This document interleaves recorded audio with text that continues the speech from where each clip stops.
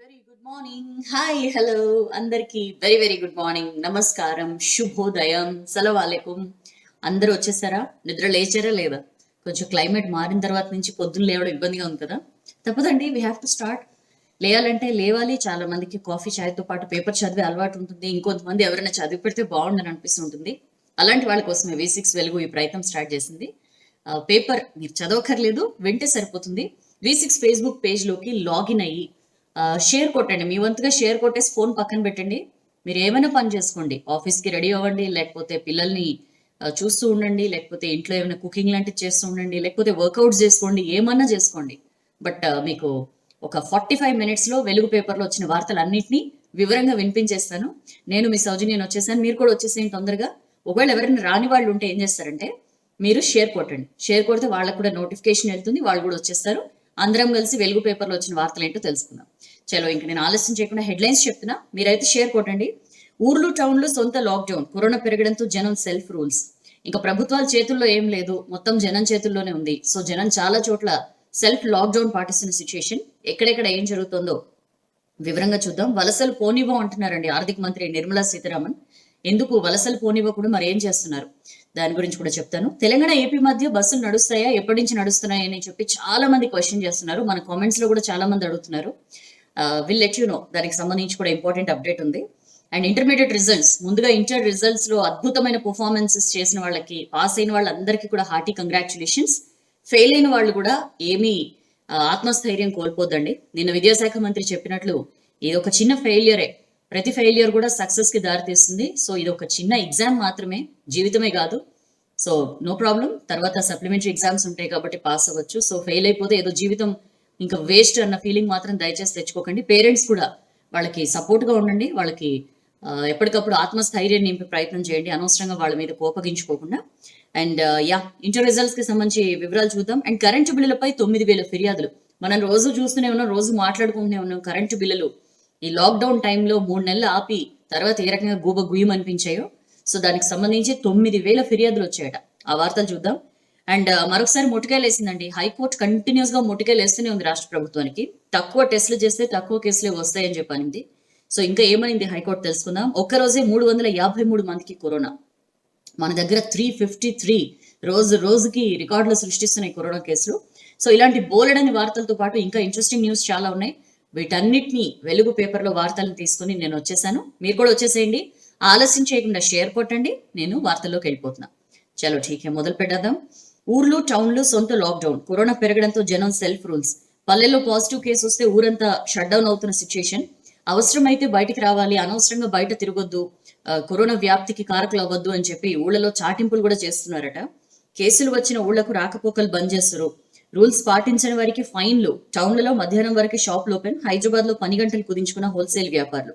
ఎంత చేంజ్ కనిపిస్తుందో చూడండి. ఊర్లు టౌన్లు మనకు గుర్తుంటే లాక్డౌన్ టైంలో కూడా ఇక్కడ ఈ పని ఉంది, లేకపోతే అది తీసుకురావాలి ఇది తీసుకురావాలని చెప్పి వంకలు పెట్టి జనాలు రోడ్ల మీద తిరిగారు. కానీ ఊర్లు టౌన్లు చాలా పర్ఫెక్ట్ గా లాక్డౌన్ ని పాటించాయి. వాళ్ళైతే ముళ్ళ కంచెలు కూడా వేసేసి వేరే వాళ్ళు ఎవరు ఊళ్ళోకి రాకుండా అక్కడ కాపలా కాయడం, ఇలాంటివన్నీ కూడా మనం చూసాం కదా. సేమ్ అదే ఇప్పుడు మళ్ళీ కరోనా కేసులు పెరుగుతున్నాయి. మొన్నటిదాకా గ్రీన్ జోన్ గా ఉన్న జిల్లాలు కూడా ఇప్పుడు మళ్ళీ కేసులు నమోదవుతున్న సిచ్యుయేషన్ మనం చూస్తున్నాం.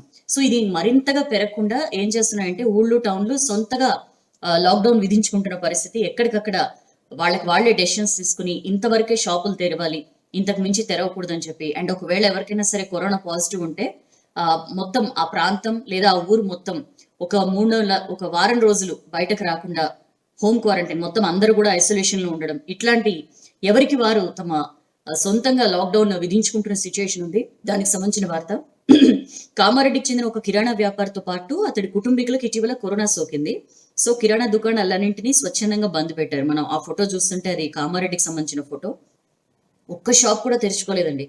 Hats off to their unity.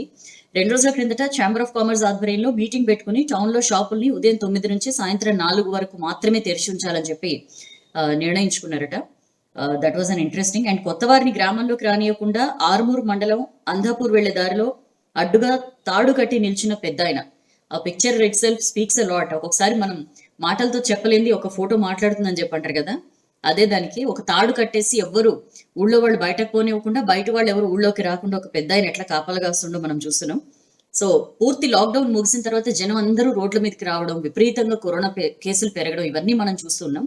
ఈ నేపథ్యంలో అసలు ఎవరి నుంచి ఎవరికి సోకుతుంది కరోనా, ఎవరు ఎక్కడి నుంచి ఏం తీసుకొస్తున్నారు అనేది కూడా తెలియని సిచ్యువేషన్. ఎందుకంటే మొత్తం రాకపోకలు అవన్నీ కూడా యాజ్ యూజువల్ గా ముందులానే స్టార్ట్ అవడంతో, అందుకని చెప్పి ఊళ్ళు టౌన్లలోని లోకల్ బాడీస్ సెల్ఫ్ లాక్డౌన్ అమలు చేస్తున్నాయని చెప్పి మనం ఈ ఆర్టికల్లో చూస్తున్నాం. ఆయా ఊళ్ళ సర్పంచ్లు, మున్సిపాలిటీల చైర్పర్సన్లు చాలా యాక్టివ్ రోల్ పోషిస్తున్నారు. ఆఫీసర్ల సాయంతో జనం చాలా స్ట్రిక్ట్ గా కోవిడ్ రూల్స్ ఫాలో అవుతున్నారు అని చెప్పి మనం ఈ ఆర్టికల్లో చూస్తున్నాం. నిజంగా ఎంతైనా నేర్చుకోవాలండి సిటీలో ఉండేవాళ్ళు ఊర్లు టౌన్లను చూసి. సో ఒకవేళ ఎవరైనా సరే పట్టణంలో కానీ ఊర్లో కానీ ఎవరికైనా పాజిటివ్ వస్తే వెంటనే అక్కడ లోకల్ బాడీస్ అలర్ట్ అవుతున్నాయి, సెల్ఫ్ లాక్డౌన్ అమలు చేస్తున్నాయి, కట్టుదిట్టమైన చర్యలు తీసుకుని కనీసం వారం రోజుల వరకు ఊర్లోని వాళ్ళు ఎవరిని కూడా బయటకు పోనివ్వట్లేదని చెప్పి మనం ఈ ఆర్టికల్లో చూస్తున్నాం. కొన్ని చోట్ల ఊళ్ళు తీర్మానాలు కూడా చేస్తున్నాయంట. So that's an interesting thing. పట్టణంలో ఏదైనా గల్లీలో ఎవరికైనా వైరస్ అంటిందని తెలియగానే జనం అక్కడ సెల్ఫ్ లాక్డౌన్ పెట్టుకుంటున్నారు. వ్యాపారులు కూడా మధ్యాహ్నం వరకే షాపులు తెరుస్తున్నారు. వ్యాపారం ఏమైపోతుంది, లేకపోతే వాడు తెరవలేదు కదా మనం తెరిచేసుకుని మొత్తం బాగుకుందాం, ఇట్లాంటి ఆలోచన లేదండి. అందరూ ఒకే మాట మీద ఉంటున్నారు. ఈ టైం నుంచి ఈ టైం వరకే మనం షాపులు తెరవాలి అని చెప్పి అనుకుంటున్నారు. ఊరిని కాపాడుకుందాం అనే ఏకైక ధ్యేయంతో వీళ్ళందరూ పనిచేస్తున్న సిచ్యుయేషన్. కేంద్ర రాష్ట్ర ప్రభుత్వాలు విధించిన లాక్డౌన్ ఇప్పుడు ఓన్లీ కంటైన్మెంట్ జోన్స్ వరకే పరిమితం అవడంతో ఊళ్ళు టౌన్లలో సొంత లాక్డౌన్ విధించుకుంటున్నారని చెప్పి మంచి ఆర్టికల్ మనం చూస్తున్నాం బ్యానర్ ఐటమ్ గా. అండ్ సంతోష్ నిన్ను యాది మరవం, నిన్న Santosh Babu Indo China border దగ్గర లడాక్ దగ్గర జరిగిన టెన్షన్ ఉద్రిక్తత నేపథ్యంలో వీరమరణం పొందిన జవాన్ సంతోష్ బాబు అంత్యక్రియలు నేను ముగిశాయండి. మొత్తం ఊరు వాడ వెంట నడిచింది. ఈ కరోనా నేపథ్యంలో చాలా తక్కువ మందికే అంత్యక్రియలకి వచ్చేలాగా పర్మిషన్ ఇవ్వడంతో మొత్తం అందరూ ఎక్కడ సూర్యాపేట మొత్తం అందరూ వాళ్ళ వాళ్ళ బిల్డింగ్స్ పైన నిలబడి కానీ ఇళ్ల దగ్గర నిలబడి కానీ జాతీయ జెండాలు పట్టుకొని మొత్తం జాతీయత భావం చాలా క్లియర్ గా కనిపించింది.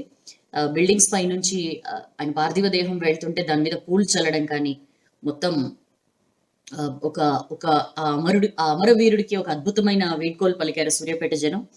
అయితే ఆ పిక్ లో మనం చూడొచ్చు, ఆ బాబు 4 ఏళ్ల బాబు వాడు సెల్యూట్ చేయడం చూసి అక్కడ అందరికీ కూడా అది కంటతడి పెట్టించిన సిచ్యుయేషన్. దానికి సంబంధించిన వార్త. అండ్ కరెంటు బిల్లులపై 9,000 ఫిర్యాదులండి. డిస్కంలకు కంప్లైంట్స్ వెల్లువ. ఆన్లైన్ లో లేకపోతే ఈ ట్విట్టర్ లో సోషల్ మీడియాలో కూడా మీరు కంప్లైంట్స్ చేయొచ్చని ఎప్పుడైతే అన్నయ్యో మొదలు పెట్టారు. 7,500లకు పైగా ఈమెయిల్స్ అంట, రోజుకి 150 ట్వీట్లు.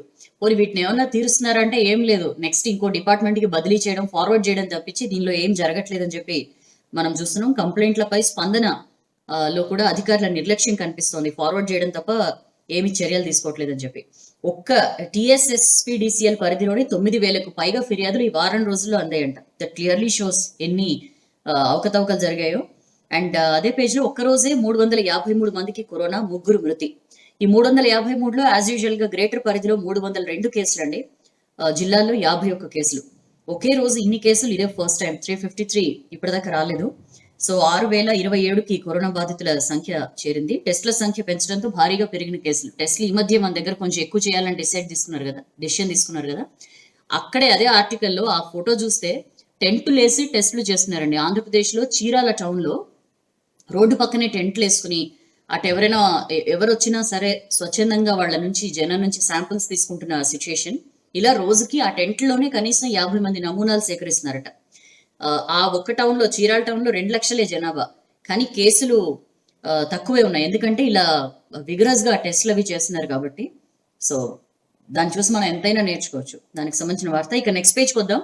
సెకండ్ పేజ్ లో వీరుడా సెలవు, సైనిక లాంఛనాలతో కల్నల్ సంతోష్ బాబుకు తుది వీడ్కోలు పలికారు.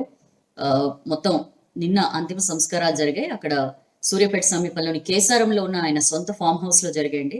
దేశభక్తి గీతాలు ఆలపిస్తూ సంతోష్ బాబు సేవల్ని గుర్తుకు తెచ్చుకుంటూ కన్నీళ్లు పెట్టుకున్నారు. చాలా పరిమిత సంఖ్యలోనే జనాన్ని అలో చేశారు, కానీ ఇండ్లపై నుంచి చెప్పాను కదా పూల వర్షం కురిపించారు అందరూ కూడా. సో చిత్తి వద్ద 16 బిహార్ రెజిమెంట్ టీం గాల్లోకి 3 సార్లు తూటాలు పేల్చి గౌరవ వందన సమర్పించింది. తర్వాత సంతోష్ బాబు భార్య, కుమారుడు, బంధువులు, ప్రజలు సెల్యూట్ చేశారు. సంతోష్ బాబు చితికి తండ్రి ఉపేందర్ నిప్పంటించారు. సో మొత్తం చాలా మంది నాయకులు కూడా వెళ్లారండి. తండ్రిని ఓదారుస్తున్న పిక్ మనం చూడొచ్చు. BJP state chief Sanjay, party నేత వివేక్ వెంకటస్వామి, ఎంపీ అరవింద్ తదితరులందరూ కూడా అంత్యక్రియలకి హాజరయ్యారు. ఇంకా చాలా మంది శాసనమండలి చైర్మన్ గుత్తా సుఖేందర్ రెడ్డి, మంత్రి జగదీష్ రెడ్డి, పిసిసి చీఫ్ ఉత్తమ్ కుమార్ రెడ్డి ఇట్లా చాలా మంది వెళ్లారు. అండగా ఉంటాం వారి కుటుంబానికని బండి సంజయ్ అన్నారు. ఆయన త్యాగం వెలకట్టలేనిది, ఎట్టి పరిస్థితుల్లో ఆయన పోరాటం వృధా కాదు అని చెప్పి వివేక్ వెంకటస్వామి అన్నారు. సూర్యాపేటలో సంతోష్ బాబు విగ్రహం పెడతాం ఒక చౌరస్తాలో అని చెప్పి జగదీష్ రెడ్డి అన్నారు. 2 కోట్ల ఎక్స్గ్రేషియా ఇవ్వాలి, గ్రూప్ 1 ఉద్యోగం ఇవ్వాలి వాళ్ళ ఫ్యామిలీలో ఒకరికి అని చెప్పి వెంకటరెడ్డి డిమాండ్ చేశారు. దానికి సంబంధించిన వార్త. ఇక అదే పేజ్ లో కరెంటు బిల్లులపై 9,000 ఫిర్యాదులు. సో రీడింగ్ లో తప్పులు, అధికారుల నిర్లక్ష్యం, తక్కువ యూనిట్లు, తక్కువ కరెంట్ వాడే వర్గాలకి పేలిపోయేలాగా బిల్లులు రావడం ఇవన్నీ మనం చూసాం కదా. సో దీనికి సంబంధించి 7,500 సోషల్ మీడియా ద్వారా 7,500 కంప్లైంట్స్ వచ్చాయంట. అందులో సోషల్ మీడియా ద్వారా రోజుకి కనీసం 150 నుంచి 200 వరకు కంప్లైంట్స్ వస్తున్న సిచ్యుయేషన్. ఈ ఫిర్యాదుల పైన కూడా నిర్లక్ష్యమే కనిపిస్తుందండి. ఏదో మీరు ట్విట్టర్లో లేకపోతే మీ కంప్లైంట్స్ ని పోస్ట్ చేయండి అని చెప్పి ఏదో తూతు మంత్రంగా అన్నారు తప్పించి దాని మీద యాక్షన్ తీసుకుంటున్న సిచ్యుయేషన్ ఏం కనిపించట్లేదు. ఎందుకంటే సిజిఎం, రెవెన్యూ, ఈఆర్ఓ కేంద్రాల ఏఏఓలకు, అకౌంట్స్ విభాగాలకు పంపిస్తున్నారు. ఏవైనా కంప్లైంట్ వస్తే వీళ్ళకి ఫార్వర్డ్ చేస్తున్నారు తప్పించి పరిష్కరించడం మీద అసలు ఎందుకు ఇంత వచ్చింది ఏంటి వీళ్ళకి ఎక్స్ప్లెయిన్ చేద్దామనే యాటిట్యూడే కనిపించట్లేదు. హైదరాబాద్ పరిధిలో నుంచే 90% పైగా ఫిర్యాదులు వచ్చాయి. అండ్ ఎక్కువగా సైబరాబాద్, గచ్చిబౌలి, జూబ్లీ హిల్స్ ప్రాంతాల నుంచి ట్విట్టర్లో బాగా ఫిర్యాదులు వచ్చిన సిచ్యుయేషన్. సో మరి రీడింగ్ లో కూడా తప్పులే, కరెంట్ సిబ్బంది రీడింగ్ తీయడంలో కూడా నిర్లక్ష్యంగా వ్యవహరిస్తున్నారు. అందుకని చెప్పి భారీగా బిల్లులు వస్తాయని చెప్పి యూజర్స్ చెప్తున్నారు. చరణ్జిత్ సింగ్ అనే వ్యక్తికి రీడింగ్ 3,270 యూనిట్లు అయితే బిల్లులో 9,810 యూనిట్లను వచ్చిందంట. సో 89,678 రూపాయలు బిల్ కట్టాలని చెప్పి వచ్చింది. కోర్టును ఆశ్రయించే ప్రయత్నాల్లో ఉన్నాడు చరణ్జిత్ సింగ్ అని చెప్పి మనం ఆర్టికల్లో చూస్తున్నాం. దానికి సంబంధించిన వార్త. ఇక డిగ్రీ, ఇంజనీరింగ్ పరీక్షల రద్దుకే మొగ్గు. ఆల్రెడీ 10th ఎగ్జామ్స్ రద్దు చేశారు. What about degree and engineering అని చెప్పి చాలా మంది వెయిట్ చేస్తున్నారు. సో మంత్రి, విద్యాశాఖ మంత్రి సబితా ఇంద్రారెడ్డి సమీక్ష చేస్తున్నారు. సీఎం నిర్ణయానికి వదిలేస్తున్నారు. అయితే ప్రతిపాదనలు అయితే రెడీ చేశారు. Degree and engineering semester exams రద్దయ్యే అవకాశాలు ఎక్కువగా కనిపిస్తున్నాయి. ఎందుకంటే ఇప్పుడు కేసెస్ కూడా బాగా పెరుగుతున్నాయి కాబట్టి ఇప్పుడు ఎగ్జామ్స్ పెట్టే ఆలోచన చేయడం కూడా చాలా కష్టంగానే ఉంది. సో ఇంటర్నల్ మార్కుల ఆధారంగా గ్రేడింగ్ ఇవ్వాలి అని చెప్పి కూడా అధికారులు భావిస్తున్నట్లు తెలుస్తోంది. పరీక్షలు నిర్వహించడం లేదా రద్దు చేయడం వల్ల ఎలాంటి సిచ్యువేషన్ ఉంటుంది అని చెప్పి కూడా ఈ సమీక్షలో చర్చించారు. సో అందరి అభిప్రాయాన్ని పరిశీలించి కేసీఆర్ కి ప్రతిపాదనలు పంపాలని చెప్పి కూడా డెసిషన్ తీసుకున్నారండి. ఇవాళ మంత్రి సబితా ఇంద్రారెడ్డి సీఎం కి ప్రతిపాదనలు పంపబోతున్నారు. Let us see what's going to happen. CM ఏం డెసిషన్ తీసుకుంటారో చూద్దాం. అండ్ అదే పేజ్ లో ఊర్లు, టౌన్లు సొంత లాక్డౌన్ మనం చూస్తున్నాం కదా. కరీంనగర్ జిల్లా జమ్మికుంట పట్టణంలో వ్యాపారులు 17th నుంచి ఈ నెల 17 నుంచి కూడా 1 గంట వరకే దుకాణాలు మూసేస్తున్నారు. మార్నింగ్ నుంచి 1 గంట వరకే దుకాణాలు తెరిచి ఉంటున్నాయి. వీణవంక మండల కేంద్రంలో జూలై 1 వరకు బార్బర్ షాపులు తెరవబోమని చెప్పి నాయి బ్రాహ్మణులు ప్రకటించారు. పెద్దపల్లి పట్టణంలోని కిరాణా వర్తక సంఘం నాయకులంతా సెల్ఫ్ లాక్డౌన్ విధించుకున్నారు. మధ్యాహ్నం 2 గంటలకల్లా షాపులు మూసేస్తున్నారు. సో ఎక్కడ కూడా బిజినెస్ యాంగిల్ చూడట్లేదు. ఎందుకంటే జిల్లాలో కేసులు పెరుగుతుండడంతో మనకి తెలుసు మే 6th వైన్స్, ఆ తర్వాత ఇతర షాపులు, ఆ తర్వాత బస్సులు, జిల్లాల మధ్య బస్సులు ఇవన్నీ రకరకాలుగా తెరుస్తుండడంతో జూన్ 1 నుంచి విపరీతంగా స్పీడ్ పెరిగింది, కరోనా స్ప్రెడ్ అయ్యే స్పీడ్. మార్చి 1 నుంచి మే 31 వరకు అంటే 3 నెలల్లో ఒక హైదరాబాద్ తప్పించి మిగిలిన జిల్లాల్లో 700కు పైగా కేసులు ఉన్నాయండి. బట్ జూన్ 1 నుంచి కేవలం 18 రోజుల్లో జూన్ 18th వరకు 600కు పైగా కేసులు. 3 నెలల్లో 700 కేసులు ఉన్నాయి జిల్లాల్లో. ఈ 18 రోజుల్లో మాత్రమే 600 కేసులు నమోదయ్యాయి. 84 మంది చనిపోయారు కూడా. సో దీనికి ఎక్కడో అక్కడ అడ్డుకట్ట పడాలి. ఇంకా లాక్డౌన్స్ ఉండే ప్రసక్తి లేదని చెప్పి గవర్నమెంట్స్ క్లియర్ గా స్టాండ్ తీసుకున్న తర్వాత ఇంకా పల్లెల్లో కానీ టౌన్స్ లో కానీ చాలా స్ట్రిక్ట్ గా ఎక్కడికక్కడ లాక్డౌన్, సెల్ఫ్ లాక్డౌన్ విధించుకుంటున్న సిచ్యుయేషన్ అని చెప్పి మనం ఈ ఆర్టికల్లో చూస్తున్నాం. అండ్ హైదరాబాద్ లో 5 గంటలకే హోల్సేల్ బిజినెస్ బంద్. హైదరాబాద్ జనరల్ మర్చెంట్ అసోసియేషన్ కూడా నిర్ణయం తీసుకుందండి. గ్రేటర్ హైదరాబాద్ లో కేసులు ఎట్లా పెరుగుతున్నాయో మనకి తెలుసు. సో బేగం బజార్ లో రేపటి నుంచి హోల్సేల్ షాపుల్ని ఉదయం 10 నుంచి సాయంత్రం 5 వరకే తెరవాలని చెప్పి తీర్మానం చేసింది. So that's an interesting news. And next పేజ్కి వస్తే, నెక్స్ట్ పేజ్ లో యుఎన్ సెక్యూరిటీ కౌన్సిల్ ఎన్నికల్లో ఇండియా గ్రాండ్ విక్టరీ. 192 ఓట్లకు గాను 184 ఓట్లు సాధించి సీటు కైవసం అని చెప్పి మనం ఈ ఆర్టికల్లో చూస్తున్నాం. నాన్ పర్మనెంట్ హోదాలో 8వసారి భారత్ ఎన్నికైంది. ఐర్లాండ్, మెక్సికో, నార్వే సైతం ఎలెక్ట్, కెనడా ఓటమి. యుఎన్ సెక్యూరిటీ కౌన్సిల్ లో మొత్తం 15 సభ్య దేశాలు ఉంటాయండి. America, Russia, England, China, France ఇవి మాత్రం పర్మనెంట్ మెంబర్స్ అన్నమాట, పర్మనెంట్ సభ్య దేశాలు. మిగతా ఒక 10 మాత్రం నాన్ పర్మనెంట్ మెంబర్ స్టేట్స్ ఉంటాయి. బుధవారం రోజు యుఎన్ జనరల్ అసెంబ్లీలో 4 నాన్ పర్మనెంట్ మెంబర్ స్టేట్స్ స్థానాలకు ఎన్నికలు జరిగాయి. ఇందులో 193 సభ్య దేశాలు ఉండగా నాన్ పర్మనెంట్ సభ్య దేశంగా ఎన్నిక కావాలంటే 2/3 మెజారిటీ సాధించాలన్నమాట. సో మన దేశంతో పాటు ఐర్లాండ్, మెక్సికో, నార్వే విజయం సాధించాయి. కెనడా మాత్రం ఓడిపోయింది. సో ప్రస్తుతం సెక్యూరిటీ కౌన్సిల్లో నాన్ పర్మనెంట్ మెంబర్స్ గా Estonia, Niger, Saint Vincent, Grenadines, Tunisia, Vietnam already ఉన్నాయి. వీటితో పాటు మన దేశం కూడా జాయిన్ అయింది. మనం ఐర్లాండ్, మెక్సికో, నార్వే ఇవి కూడా ఎలక్ట్ అయిన సిచ్యుయేషన్. సో థ్యాంక్స్ చెప్పారు మోడీ. ఎవరైతే యుఎన్ సెక్యూరిటీ కౌన్సిల్ ఎన్నికల్లో మన దేశం విజయం సాధించడానికి మద్దతు పలికిన దేశాలన్నిటికీ కూడా ప్రధాని థ్యాంక్స్ చెప్పారు. అండ్ 2021-22 టర్మ్ కి గాను ఏషియా పసిఫిక్ కేటగిరీ నుంచి మనం గెలుపొందామండి. 55 దేశాలు ఉండగా చైనా, పాకిస్తాన్ కూడా మనకి మద్దతు తెలిపిన సిచ్యుయేషన్. ఇంత క్రితం కూడా మనం ఉన్నాం. 1950, 51, 67, 68, 72, 73, 77, 78, 84, 85, 91, 92, 2011, 2012 ఆ టైంలో కూడా మనం యుఎన్ సెక్యూరిటీ కౌన్సిల్ కి నాన్ పర్మనెంట్ హోదాలో మనం అప్పుడు కూడా ఎన్నికైన సిచ్యుయేషన్ ఆ కేటగిరీలో. అండ్ అదే పేజ్ లో కిందటి ఏడాది 23 లక్షల మందికి రైతు బంధు రాలే. ఇప్పుడు ఆల్రెడీ రైతు బంధుకు సంబంధించి వారం రోజుల్లో డబ్బులు వచ్చేస్తాయని చెప్పింది కదా. సో 2019 అంటే 2019-20లో 14,796 కోట్లు కేటాయించింది సర్కార్ రైతు బంధుకు సంబంధించి. కానీ పంపిణీ చేసింది మాత్రం 10,532 కోట్లు. అంటే మిగిలిన ఒక సుమారు 4,000 కోట్లు, 4,250 కోట్లు పెండింగ్ లోనే ఉండిపోయిన సిచ్యుయేషన్. ఇప్పుడు ఆల్రెడీ వానాకాలం పంటల కోసం రైతు బంధు పైసలు అయితే విడుదల చేసింది సర్కార్. కానీ పెండింగ్ పైసల గురించి మాత్రం ఏం మాట్లాడట్లేదని చెప్పి మనం ఈ ఆర్టికల్లో చూస్తున్నాం. అసలు ఎప్పుడు ఇస్తారో కూడా క్లారిటీ లేదు అని చెప్పి. ఆల్మోస్ట్ 23 లక్షల మంది అండి, 23 లక్షల మంది రైతులు ఆ పెండింగ్ డబ్బుల కోసం వెయిట్ చేస్తున్న సిచ్యుయేషన్ అని చెప్పి మనం ఈ ఆర్టికల్లో చూస్తున్నాం. ఈ 4,250 కోట్లు ఏదైతే పెండింగ్ లో పెట్టారో మరి దీన్ని ఎప్పుడు రిలీజ్ చేస్తారో తెలియదు. కొందరు రైతులు కోర్టును కూడా ఆశ్రయించారట. కేసు విచారణ చేపట్టిన కోర్టు గత ఏడాదికి సంబంధించిన పెట్టుబడి సాయం ఎందుకు ఇవ్వలేదని చెప్పి ప్రభుత్వాన్ని క్వశ్చన్ చేసిన సిచ్యుయేషన్ కూడా ఉంది. అయితే త్వరలోనే రిలీజ్ చేస్తామని చెప్పి ప్రభుత్వం చెప్పింది. కానీ ఇప్పటిదాకా కూడా దానిలో ఏ కదలిక లేదు. మొదటి నుంచి కూడా యాక్చువల్లీ రైతు బంధు నిధుల విడుదల విషయంలో మొదటి నుంచి కూడా ఒక సీక్రసీ కనిపిస్తోంది.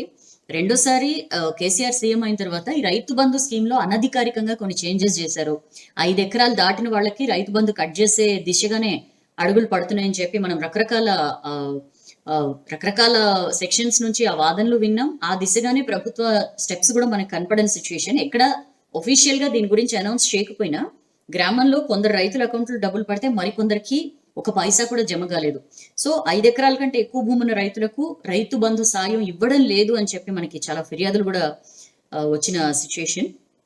సో మరి ఎప్పుడు రిలీజ్ చేస్తారు అంటే మరి దీనికి సంబంధించి ఆన్సర్ లేదు. రైతుల ఖాతాల్లోకి ట్రాన్స్ఫర్ చేయండి అని చెప్పి వ్యవసాయ ఆర్థిక శాఖ అధికారులతో సీఎస్ సోమేష్ కుమార్ సమీక్ష నిర్వహించారు. ఇది దేనికి? ఈ వానాకాలం పంటల సాగుకు సంబంధించి. సో మరి ఆ బకాయిలు 4,000 కోట్లకు పైగా ఉన్న బకాయిలు ఎప్పుడు రిలీజ్ చేస్తారనేది we have to wait. And అదే పేజ్ లో ఢిల్లీలో 6 లక్షల టెస్టులు చేస్తామని కేంద్ర మంత్రి కిషన్ రెడ్డి చెప్తున్న వార్త చూస్తున్నామండి. 169 సెంటర్లు ఢిల్లీలో చాలా చోట్ల ఏర్పాటు చేశాము. 6 లక్షల ర్యాపిడ్ టెస్టులు చేయాలని టార్గెట్ గా పెట్టుకున్నాం. సౌత్ కొరియా నుంచి కిట్స్ కూడా 50,000 కిట్లను తెప్పించాము అని చెప్పి ఆయన చెప్పిన సిచ్యుయేషన్. మనకి తెలుసు ఢిల్లీలో ప్రతి ఒక్కరికి టెస్ట్ చేస్తామని చెప్పి హోంమంత్రి అమిత్ షా కూడా చెప్పారు.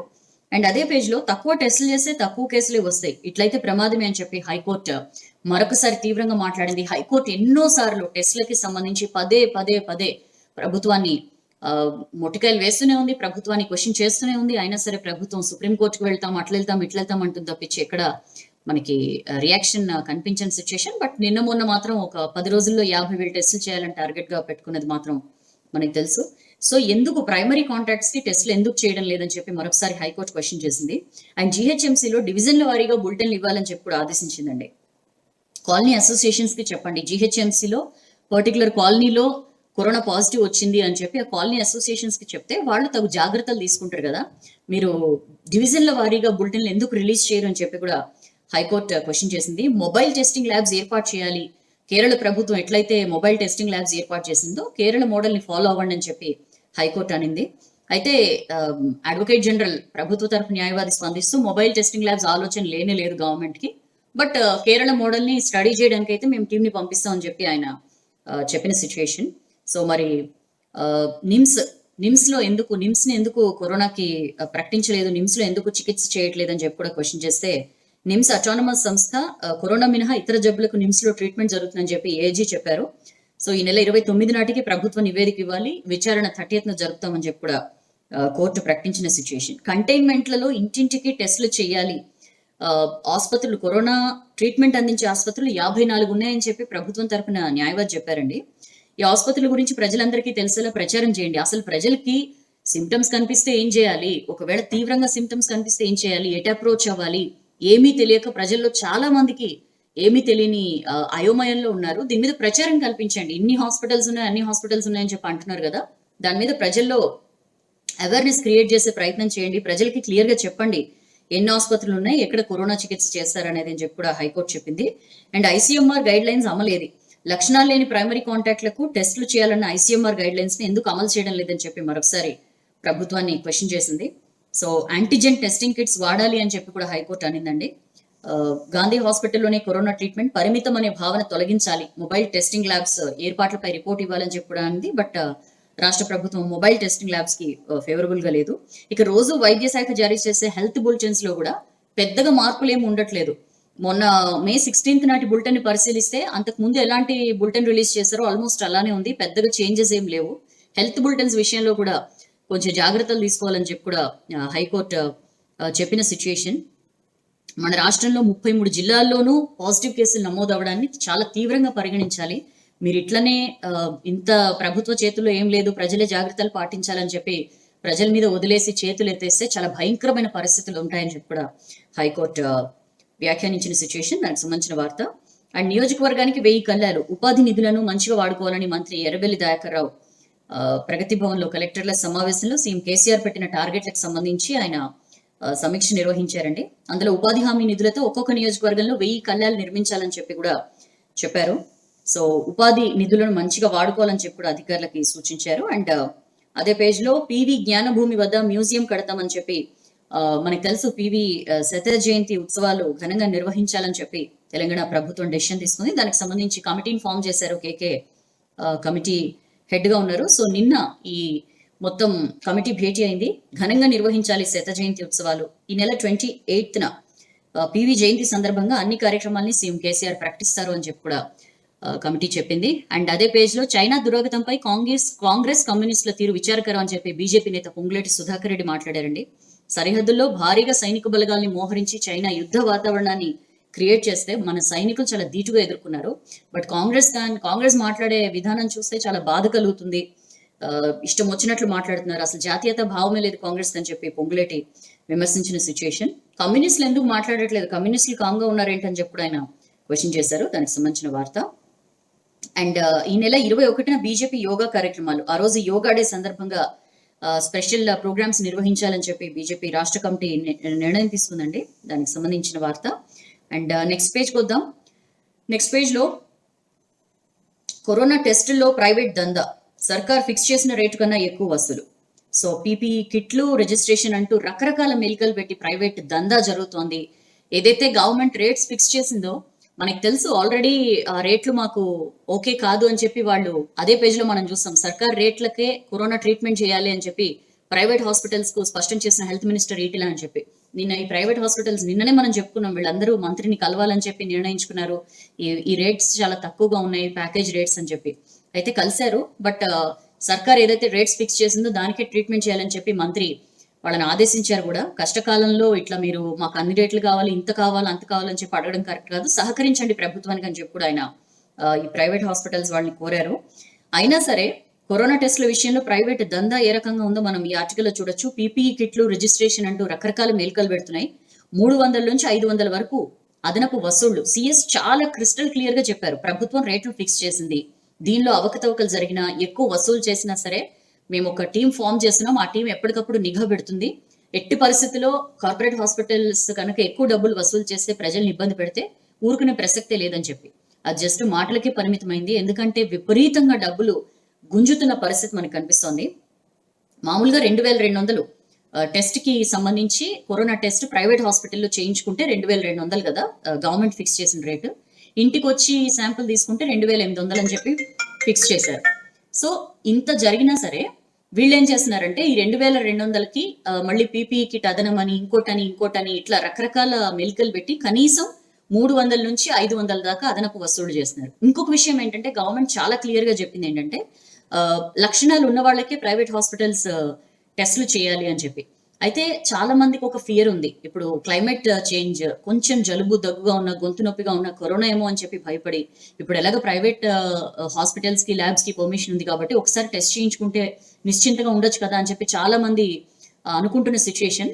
సో అట్లా అనుకున్న వాళ్ళు ల్యాబ్స్ కి వెళ్తే లేదా ప్రైవేట్ హాస్పిటల్స్ కి వెళ్తే అక్కడ మామూలుగా అయితే అలాంటి వాళ్ళకి ఏం చేస్తున్నారంటే, లక్షణాలు లేవు మీకు, లక్షణాలు లేకుండా మేము టెస్టులు చేయం అంటే, ఈ లక్షణాలు ఉన్న వాళ్ళ విషయంలో ఆల్రెడీ ఎక్స్ట్రా వసూలు చేస్తున్నారు. ఎలాంటి లక్షణాలు లేకుండా ఒకసారి టెస్ట్ చేయించుకుంటే పోలే అనుకున్న వాళ్ళని ఏం చేస్తున్నారంటే, డాక్టర్ ప్రిస్క్రిప్షన్ ఉంటేనే ల్యాబ్స్ లో టెస్ట్ చేస్తారు.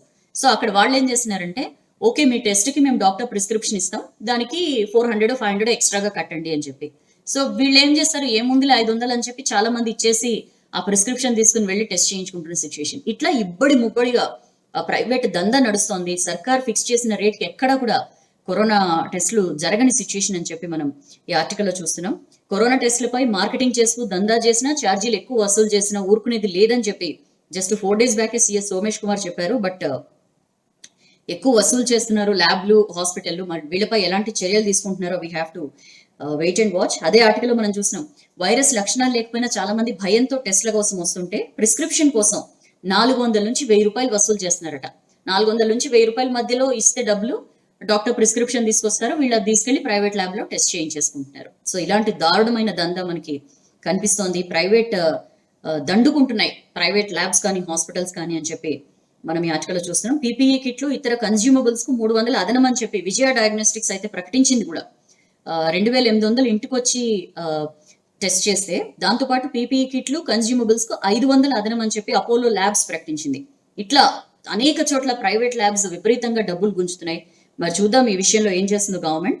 దానికి సంబంధించిన వార్త. అండ్ అదే పేజ్ లో మరో 353 మందికి పాజిటివ్ కేసులు పెరుగుతున్న సిచ్యువేషన్ మనకి తెలుసు. నిన్న రికార్డు స్థాయిలో మన రాష్ట్రంలో 353 మందికి పాజిటివ్ వచ్చిందండి. జిల్లాల్లో యాజ్ యూజువల్ గా జీహెచ్ఎంసీ తర్వాత మొత్తం అన్ని జిల్లాల్లోనూ, మన రాష్ట్రానికి సంబంధించి 33 జిల్లాల్లోనూ కేసులు ఉన్నాయి. ఒక్క కేసు కూడా లేని జిల్లా ఏది లేదు, అందులో ఎలాంటి సెకండ్ థాట్ లేదు. మొత్తం రాష్ట్రంలో కరోనా బాధితుల సంఖ్య 6027కు పెరిగింది. గడిచిన 4 రోజుల్లోనే 1053 కేసులు పెరిగాయి. మనకి తెలుసు గడిచిన 4 రోజుల్లో టెస్టులు పెరిగాయి. మొదటి నుంచి అందరూ అంటున్నది ఇదే, టెస్టులు పెంచండి, కేసులు పెరుగుతాయి, వాళ్ళని ట్రేస్ చేయండి, ట్రీట్మెంట్ చేయండి అని చెప్పి. బట్ ఆలస్యంగా మేల్కొంది రాష్ట్ర ప్రభుత్వం. సో టెస్టులు పెంచడంతో కేసులు కూడా పెరుగుతున్న సిచ్యువేషన్. 14 రోజుల్లో 2701 కేసులు నమోదైన సిచ్యువేషన్. ఐసీఎంఆర్ గైడ్ లైన్స్ ప్రకారం కరోనా పాజిటివ్ వచ్చిన అసిమ్టమాటిక్ వ్యక్తులు కనీసం 14 రోజులు హోమ్ ఐసోలేషన్ లో ఉండాలి. ఎందుకంటే మళ్ళీ చూడండి బులెటిన్ లో ఎట్లాంటి తికమక అంటే, గడిచిన 14 రోజుల్లోనే రాష్ట్రంలో 2701 కేసులు నమోదయ్యాయి. ఇప్పుడు కేవలం 2531 యాక్టివ్ కేసులు మాత్రమే ఉన్నాయని చెప్పి ఆరోగ్య శాఖ ప్రకటించింది. అరే అట్లెట్లా జరుగుతుంది, ఎందుకంటే 14 రోజుల్లో ఇన్ని కేసులు నమోదైతే యాక్టివ్ కేసులు ఇలా ఉండడం ఏంటి అని చెప్పి అందరూ ఆశ్చర్యపోతున్నారు. ఎందుకంటే అసిమ్టమాటిక్ వ్యక్తులు ఎవరైనా సరే 14 రోజులు హోమ్ ఐసోలేషన్ లో ఉండాలి. హోమ్ ఐసోలేషన్ అయిపోయిన తర్వాత వరకు కూడా వాళ్ళని నార్మల్ గా ప్రకటించకూడదు. కానీ ఏం చేస్తున్నారంటే, వీళ్ళు హోమ్ ఐసోలేషన్ లో ఉన్న వాళ్ళని కూడా రికవర్ అయిపోయిన లిస్ట్ లో చేర్చేస్తున్న సిచ్యుయేషన్ కనిపిస్తోంది. మరి అట్లెట్లా వీళ్ళని చేర్చారో హెల్త్ డిపార్ట్మెంట్ అధికారులు దీనికి చెప్పాలి. పబ్లిక్ హెల్త్ డైరెక్టర్ ని కాంటాక్ట్ చేసినా సరే ఆయన రెస్పాండ్ కాని సిచ్యుయేషన్. అండ్ అదే పేజ్ లో 10,880 కొత్త కేసులు, 277 డెత్స్. నిన్న మన దేశంలో 10,880 కొత్త కేసులు రిజిస్టర్ అయ్యాయండి. మొత్తం కేసులు 3,78,145గా మనం చూస్తున్నాం. అయితే 2 లక్షలు దాటాయి. 3,78,000 కేసులు ఉంటే రికవరీలు 2 లక్షలు దాటిన సిచ్యుయేషన్. ప్రపంచం మొత్తం 85.12 లక్షల మందికి కరోనా సోకింది. సో నిన్న రికార్డు స్థాయిలో 1,45,954 కేసులు వచ్చాయి. సో ఒక్క రోజులో నమోదైన హైయెస్ట్ కేసులు ఇవే అని చెప్పి మొన్న బుధవారం నాటి కేసులు అవి. దానికి సంబంధించిన వార్త. ఇక ఇంటర్ ఎగ్జామ్స్ రిజల్ట్స్ వచ్చాయి నిన్న, మోస్ట్ అవైటెడ్ రిజల్ట్స్. ఎందుకంటే ఈ కరోనా వల్ల ఏదైనా సవ్యంగా జరిగిందంటే అది ఇంటర్ ఎగ్జామ్స్ ఒక్కటే. సో ఇంటర్ ఎగ్జామ్స్ లో ఫస్ట్ ఇయర్ లో 60% స్టూడెంట్స్ పాస్ అయ్యారు, సెకండ్ ఇయర్ లో 69%. నిన్న మంత్రి సబితా ఇంద్రారెడ్డి చెప్పిన దాని ప్రకారం గత 5 ఏళ్లలో కూడా ఇంత మంచి ఉత్తీర్ణత శాతం లేదట. సో ఈసారి కూడా అమ్మాయిలదే హవా యాజ్ యూజువల్ గా. ఇలాంటి ఎగ్జామ్స్ ఏమొచ్చినా సరే అందులో అమ్మాయిలే హవా చూపిస్తుంటారు. సో ఈ నెల 22లోగా కాలేజీలకు మార్కుల లిస్టులు ఇస్తామని చెప్పి కూడా చెప్పారు. సో రెండు కూడా ఎప్పట్లానే అమ్మాయిల హవా కొనసాగింది. అండ్ మెదక్ లాస్ట్ లో ఉంది, మేడ్చల్ టాప్ లో ఉంది. సో ఓవరాల్ రిజల్ట్స్ లో మేడ్చల్ జిల్లా టాప్ లో నిలిచింది. దీనికి సంబంధించిన వార్త 22లోగా కాలేజీలకి మార్క్ లిస్టులు పంపిస్తామని చెప్పారు. ఫస్ట్ ఇయర్ లో 2,88,383 మంది పాస్ అయ్యారు. సెకండ్ ఇయర్ లో 68.86% పాస్ పర్సంటేజ్ నమోదైంది. 24 వరకు రీవెరిఫికేషన్ కి గడువు ఇచ్చారండి. రీకౌంటింగ్ రీవెరిఫికేషన్ కి 24th వరకు గడువు ఇచ్చారు. అండ్ అయితే ప్రెస్ రిలీజ్ ఏదైతే ఉందో మనకు తెలుసు, లాస్ట్ టైం ఇంటర్ రిజల్ట్స్ కి సంబంధించి ఎంత పెద్ద ఎత్తున అవకతవకలు జరిగాయి. సో గ్లోబరీనాని తప్పించి ఈసారి సెంటర్ ఫర్ గుడ్ గవర్నెన్స్ ఇచ్చారు. మొత్తం అన్ని హాల్ టికెట్ల జారీ నుంచి మొత్తం వాల్యుయేషన్, మార్క్స్, ఇవన్నీ కూడా అన్ని రకాలుగా రిజల్ట్స్ రిలీజ్ దాకా కూడా. సో ఈసారి ఎలాంటి ఇవి జరగకుండా అన్ని జాగ్రత్తలు తీసుకున్నారు. అయినా సరే ప్రెస్ రిలీజ్ మాత్రం తప్పులు తడుకుగా ఉందని చెప్పి మనం ఈ ఆర్టికల్ చూస్తున్నాం. వొకేషనల్ లో ఫస్ట్ ఇయర్ సెకండ్ ఇయర్ వివరాలు రెండు ఒకే లెక్కలు కనిపించాయి. సెకండ్ ఇయర్ జిల్లాల రిజల్ట్స్ లోను పర్సంటేజ్లు తప్పులు వచ్చాయి. సో రిపోర్టర్స్ ఇంటర్ బోర్డ్ దృష్టికి తీసుకెళ్తే మళ్ళీ రివైజ్డ్ ప్రెస్ నోట్ పంపారు. అయితే దాంట్లో కేవలం వొకేషనల్ వివరాలు మాత్రమే మారాయని అనుకున్నారు, కానీ ఇంటర్ సెకండ్ ఇయర్ జిల్లాల పర్సంటేజ్ లోను భారీగా మార్పులు వచ్చాయని చెప్పి దీనికి సంబంధించి వార్త చూస్తున్నాం. అండ్ అదే పేజ్ లో బీసీ గురుకులాల్లో 91% పాస్, ఎస్సీ గురుకులాల్లో 89%. అద్భుతమైన రిజల్ట్స్ వచ్చాయండి గురుకులాలకు సంబంధించి. ఇంటర్ సెకండ్ ఇయర్ లో బీసీ గురుకులాల్లో 91% స్టూడెంట్స్, ఎస్సీ గురుకులాల్లో 89% పాస్ అయ్యారు. ట్రైబల్ వెల్ఫేర్ రెసిడెన్షియల్ స్టూడెంట్స్ 85% మంది పాస్ అయ్యారు. బీసీ గురుకులాల్లో ఎంపీసీలో పి గణేష్ 1000 మార్కులకు గాను 989 ఫెంటాబులస్ పర్ఫార్మెన్స్. బైపీసీలో రవితేజ 983, ఎంఈసీలో రాణా ప్రతాప్ 973, సిఈసీలో భాస్కరాచారి 974 మార్కులు సాధించారు. సో అందరికీ కూడా హార్టీ కంగ్రాచులేషన్స్ అండి. అన్ని చోట్ల కూడా అద్భుతంగా రాశారు. నేను ముందే చెప్పినట్లు ఎవరైనా తక్కువ మార్కులు వచ్చినా లేకపోతే ఫెయిల్ అయినా సరే ఇదే లాస్ట్ అని చెప్పి అనుకోవద్దు. ఇంకా చాలా పరీక్షలు ఉన్నాయి. ఇది జస్ట్ ఒక ఎగ్జామ్ మాత్రమే. ప్రతి ఫెయిల్యూర్ తర్వాత ఖచ్చితంగా సక్సెస్ ఉంటుంది. All that you need to do is hard work అంతే. So keep going. నెక్స్ట్ పేజ్కి వద్దాం. నెక్స్ట్ పేజ్లో ముచ్చటగా మూడోసారి ఇంటర్ ఫలితాల్లో మళ్ళీ మేడ్చల్ జిల్లానే టాప్. 4వ స్థానంలో రంగారెడ్డి, 13కి పడిపోయిన హైదరాబాద్ అని చెప్పి మనం చూస్తున్నాం. మేడ్చల్ జిల్లా ఫస్ట్ ఇయర్ లో 76%, సెకండ్ ఇయర్ లో 75% ఫస్ట్ ప్లేస్ లో నిలిచిందండి. వరుసగా మూడోసారి మేడ్చల్ ఈ ఘనత సాధించింది అని చెప్పి మనం ఈ ఆర్టికల్ లో చూస్తున్నాం. అండ్ తర్వాత జిల్లాల ప్లేసులకు వస్తే రంగారెడ్డి ఫస్ట్ ఇయర్ లో 70%, సెకండ్ ఇయర్ లో 76% తో మేడ్చల్ తర్వాతి స్థానంలో ఉంది. కాదు, రంగారెడ్డి 4th ప్లేస్ లో ఉంది. హైదరాబాద్ మాత్రం 13వ స్థానానికి పడిపోయిందండి. సో హైదరాబాద్ మాత్రం చాలా దారుణమైన ఉత్తీర్ణత శాతం సాధించిన సిచ్యువేషన్ హైదరాబాద్ విద్యార్థులు. దానికి సంబంధించిన వార్త. ఇక నెక్స్ట్ పేజ్కి వద్దాం. నెక్స్ట్ పేజ్ లో సింగరేణికి సమ్మె నోటీస్. బొగ్గు బ్లాక్ల వేలం ఆపాలని చెప్పి కార్మిక సంఘాలు ముందుటి నుంచి కూడా డిమాండ్ చేసిన సిచ్యువేషన్ మనకు తెలుసు. దాని మీద వాళ్ళు రకరకాలుగా ఆందోళన కార్యక్రమాలు అవి నిర్వహిస్తున్నారు.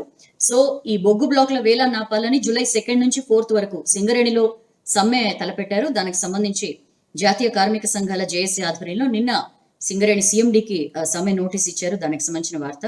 ఇక అదే పేజ్ లో మా భూములు మాకు ఇవ్వండి, రద్దయిన తోటపల్లి ప్రాజెక్టులో 1600 ఎకరాలు కోల్పోయిన రైతులు. యాక్చువల్లీ 2007లో శంకుస్థాపన జరిగిందండి తోటపల్లి బ్యాలెన్సింగ్ రిజర్వాయర్ నిర్మాణానికి. చెప్తాను. పాత కరీంనగర్ జిల్లా బెజ్జంకి మండల పరిధిలో 0.959 టీఎంసీల సామర్థ్యంతో తోటపల్లి బ్యాలెన్సింగ్ రిజర్వాయర్ నిర్మాణానికి 2007లో అప్పుడు సీఎం వైఎస్ గా ఉన్నప్పుడు శంకుస్థాపన జరిగింది. సో ఈ రిజర్వాయర్ ద్వారా ఈ ప్రాంతంలోని 49,000 ఎకరాలకు సాగునీరు అందించాలని చెప్పి భావించారు. సో దీనికి సంబంధించి మొత్తం 5 గ్రామాల్లో 500 మంది రైతుల నుంచి 1603 ఎకరాల భూములు కూడా సేకరించారు. అప్పట్లో ఎకరాకి 2,10,000 ఇచ్చారనమాట. కానీ చాలా పనుల వల్ల, చాలా కారణాల వల్ల అక్కడ పనులన్నీ నిలిచిపోయాయి. 2014లో టీఆర్ఎస్ ప్రభుత్వం ఏర్పడ్డ తర్వాత అసలు మొత్తం ఈ ప్రాజెక్ట్ ని ఒఫీషియల్ గా రద్దు చేసినట్లు ప్రకటించి ఆ స్థానంలో గౌరవేలి ప్రాజెక్ట్ చేపట్టింది. అంతకు ముందున్న తోటపల్లి చెరువునే బ్యాలెన్సింగ్ రిజర్వాయర్ గా మార్చారు. సో ప్రాజెక్ట్ కోసం ఏదైతే సేకరించారో భూములు అవన్నీ కూడా ఖాళీగా ఉండిపోయిన సిచ్యువేషన్. సుమారు ఒక 100 ఎకరాలు మిడ్ మానేరు లింక్ కెనాల్స్ నిర్మించగా మిగిలిన 1503 ఎకరాలు రైతులకు ఇస్తామని చెప్పి అప్పట్లో ప్రభుత్వం అనౌన్స్ చేసింది. ఆ తర్వాత జిల్లాలో పునర్విభజన జరగడం, ఇవన్నీ జరగడంతో రకరకాలుగా మండలాలన్నీ కూడా విడిపోయిన సిచ్యువేషన్. సో ఇప్పుడు ఏంటంటే వీళ్ళు ఎందుకు ఆందోళన చేస్తున్నారంటే ఈ ప్రాజెక్ట్ రద్దయింది కాబట్టి సేకరించిన భూముల్ని మాకు తిరిగి ఇవ్వాలని చెప్పి డిమాండ్ చేస్తున్నారు. అండ్ ఇటీవల కాలంలో భూముల విలువలు బాగా పెరిగాయి. సో అప్పుడు మేము చాలా తక్కువకే భూములు ఇచ్చేసామని చెప్పి కూడా వాళ్ళు వరి అవుతున్న సిచ్యువేషన్. అదిగాక భూములు కోల్పోయిన తర్వాత అసలు ఉపాధి కూడా లేక చాలా ఇబ్బందులు పడుతున్నామని చెప్పి కూడా వీళ్ళు ఆవేదన వ్యక్తం చేస్తున్నారు. త్వరలోనే ఆందోళన కార్యక్రమాలు నిర్వహించాలని కూడా ప్లాన్ చేస్తున్నారండి. ఎందుకంటే ఫుడ్ ప్రాసెసింగ్ ఇండస్ట్రీకి ఆ తోటపల్లి ప్రాజెక్ట్ కోసం ఏవైతే భూములు సేకరించారో అది ఫుడ్ ప్రాసెసింగ్ ఇండస్ట్రీకి ఇస్తారు, అక్కడ ఫుడ్ ప్రాసెసింగ్ ఇండస్ట్రీస్ నిర్మిస్తారనే ప్రచారం జరుగుతోంది. సో అదిగాక ప్రభుత్వం సేకరించగా రైతుల వద్ద ఏదైతే భూములు మిగిలాయో వాటికి పట్టాదారు పాస్బుక్లు కూడా జారీ చేయలేదు. సో వీళ్ళకి ఎలాంటి రైతు బంధు కానీ ఇవేమీ లేక కూడా వీళ్ళందరూ కూడా చాలా దారుణమైన సిచ్యుయేషన్ ని ఫేస్ చేస్తున్నారు. దానికి సంబంధించిన వార్త. అండ్ నక్సల్స్ కి కరోనా ఫికర్, లక్షణాలు కనిపిస్తే ఇంటికి పంపించేస్తున్నారు నక్సల్స్ ని అని చెప్పి మనం అదే పేజ్ లో ఆర్టికల్ చూస్తున్నాం. అండ్ నెక్స్ట్ పేజ్కి వద్దామండి. నెక్స్ట్ పేజ్కి వస్తే చైనా బార్డర్ ఇష్యూపై నేడు all party meeting. So Ladakh దగ్గర ఈ గాల్వన్ లేక్ దగ్గర ఏం జరిగింది, గాల్వన్ వ్యాలీ దగ్గర అనే దానికి సంబంధించి ఇవాళ ఆల్ పార్టీ మీటింగ్ కి ప్రధాని మోడీ పిలుపునిచ్చారు. మొత్తం అన్ని పార్టీల నేతలతో ఇవాళ, రాజకీయ పార్టీల నేతలందరితో ఇవాళ భేటీ కాబోతున్నారు. Virtual meeting this will be, ఎందుకంటే కరోనా కాబట్టి. సో 20 మంది మన సైనికులు అమరులయ్యారు. ఈ నేపథ్యంలో చైనాతో రిలేషన్స్ ఎట్లుండాలి, ఎట్లా వ్యవహరించాలి, ఏం చేస్తున్నాం ఈ గవర్నమెంట్, ఇలాంటివన్నీ కూడా ఈ మీటింగ్ లో చర్చించే అవకాశాలు ఉన్నాయి. అండ్ కరోనా కంట్రోల్ పై సలహాలు తీసుకునేందుకు ఆల్రెడీ ముఖ్యమంత్రులతో సమావేశం నిర్వహించారు కదా, దానికి మమతా బెనర్జీ రాలేదు, మనం నిన్న కూడా చెప్పుకున్నాం. బట్ దీనికి మాత్రం ఆవిడ హాజరవుతారు ఈ మీటింగ్ అని చెప్పి తెలుస్తోంది. దానికి సంబంధించిన వార్త.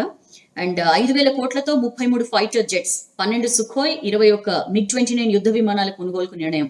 Already Rafale fighter jets on the way, కొంత టైం పడుతుంది రఫేల్ పూర్తి స్థాయిలో రావడానికి. అందుకని చెప్పి ఈ లోపల ఒక 33 ఫైటర్ జెట్స్ 5,000 కోట్లతో పర్చేస్ చేయాలని చెప్పి మన కేంద్ర ప్రభుత్వం డెసిషన్ తీసుకుంది. బికాస్ చైనాతో టెన్షన్స్ నేపథ్యంలో ఎలాంటి రిస్క్ తీసుకోదలుచుకోలేదు. సో వీలైనంత త్వరగా కొనాలంటూ రక్షణ శాఖ నుంచి ఎయిర్ ఫోర్స్ కి ఆర్డర్స్ కూడా వెళ్ళాయని చెప్పి తెలుస్తోంది. వారం 10 రోజుల్లోనే ప్రాసెస్ పూర్తవుతుంది అని చెప్పి తెలుస్తోంది. సో MiG-29 అండ్ సుఖోయ్ యుద్ధ విమానాల్ని వీలైనంత త్వరగా తీసుకురావాలని చెప్పి రక్షణ శాఖ ఆదేశించింది ఎయిర్ ఫోర్స్ ని. ఎలాంటి పరిస్థితి వచ్చినా సరే తట్టుకుని నిలబడేలాగా.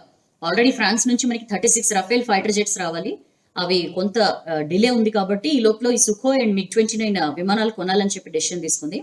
అండ్ చైనా ట్రూప్స్ తో మొన్న సోమవారం రాత్రి ఏదైతే గొడవ జరిగిందో ఆ టైంలో కొంతమంది మన సోల్జర్స్ మిస్ అయ్యారని చెప్పి కూడా రకరకాల కథనాలు చూసాం కదా, దాన్ని నిర్ద్వంద్వంగా మన వాళ్ళు ఖండించారండి. ఎవ్వరూ మిస్ కాలేదు, ఎవరైతే గాయపడ్డారో వాళ్ళందరికీ కూడా చికిత్స జరుగుతోంది, మిస్ అయిన సోల్జర్స్ ఎవరు లేరు అని చెప్పి మన వాళ్ళు క్లారిటీ ఇచ్చారు. గల్వాన్ లోయలో జరిగిన గొడవపై న్యాయమైన పద్ధతిలో ముందుకు వెళ్లాలని చెప్పి చైనా అండ్ భారత్ నిర్ణయించాయి. ఈ ఉద్రిక్తతలు తగ్గించేందుకు డిప్లొమాటిక్ అండ్ మిలిటరీ మార్గాల ద్వారా కమ్యూనికేషన్, కోఆర్డినేషన్ చేసుకుంటున్నాయని చైనా ఫారెన్ మినిస్ట్రీ ప్రతినిధి చెప్పిన సిచ్యుయేషన్.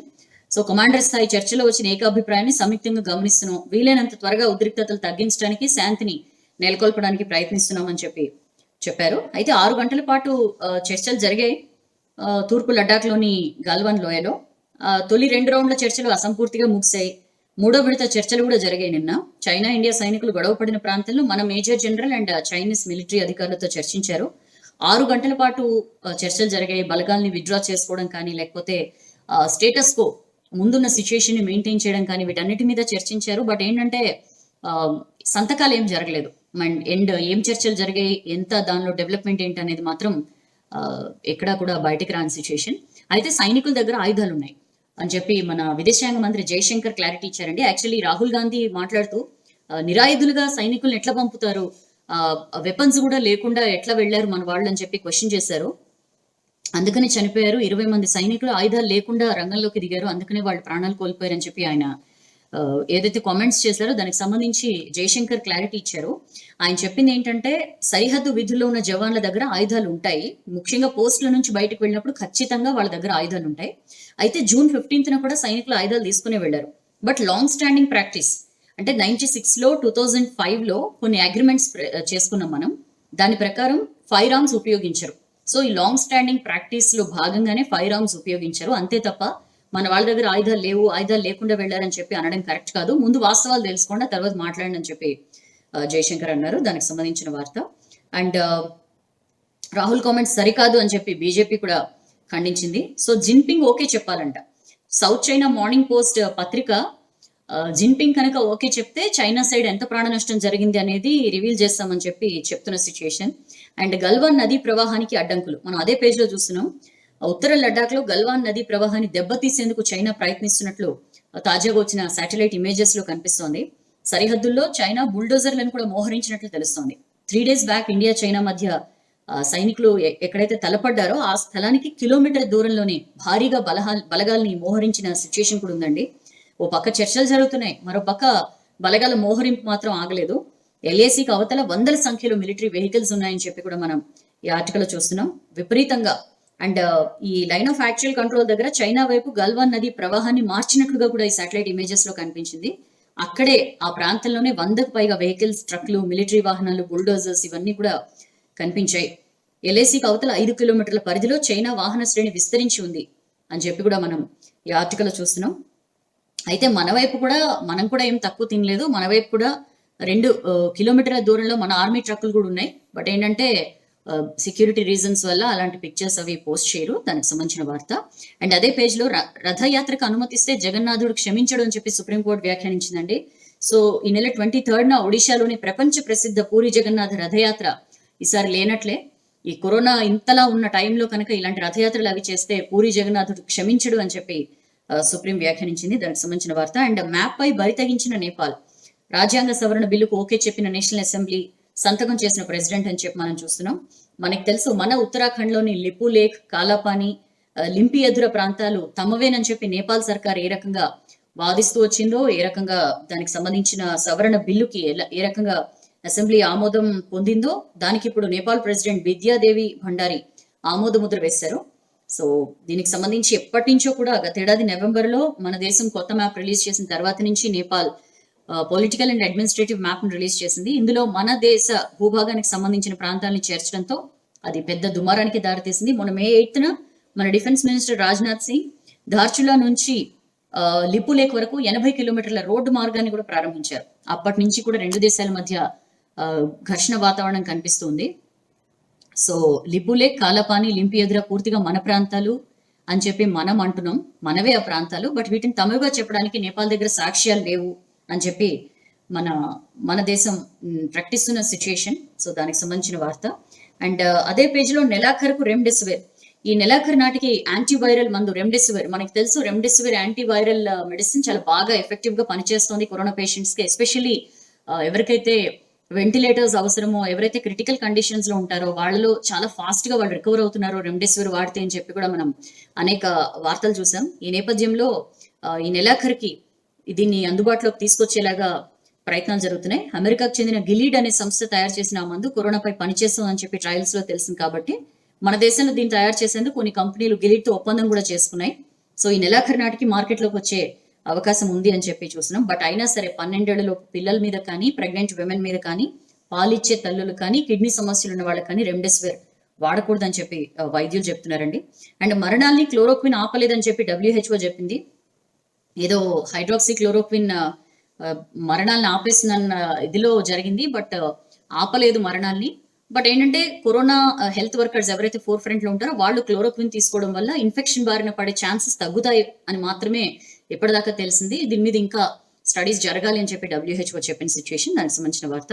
అండ్ నెక్స్ట్ పేజ్కి వస్తే గెలుపుదారిలో ఉన్నాం, సొంత కాళ్లపై నిలబడుతున్నాం అని చెప్పి నిన్న కమర్షియల్ కోల్ మైనింగ్ లాంచింగ్ చేశారు ప్రధాని మోడీ. ఆ సందర్భంగా ఆయన మాట్లాడుతూ బిజినెస్ యాక్టివిటీ సాధారణ స్థాయికి చేరుకుంటోంది, మనం సొంత కాళ్లపై నిలబడుతున్నామని చెప్పి కూడా ఆయన మాట్లాడారు. ఇదివరకు మనకి కరోనాకు ముందు అసలు మాస్కులు, N95 మాస్కులు కానీ, PPE కిట్లు కానీ అన్ని మనం వేరే దేశాల నుంచి తెచ్చుకునే వాళ్ళం. బట్ ఇప్పుడు మన దేశంలోనే వాటిని తయారు చేస్తున్నాం.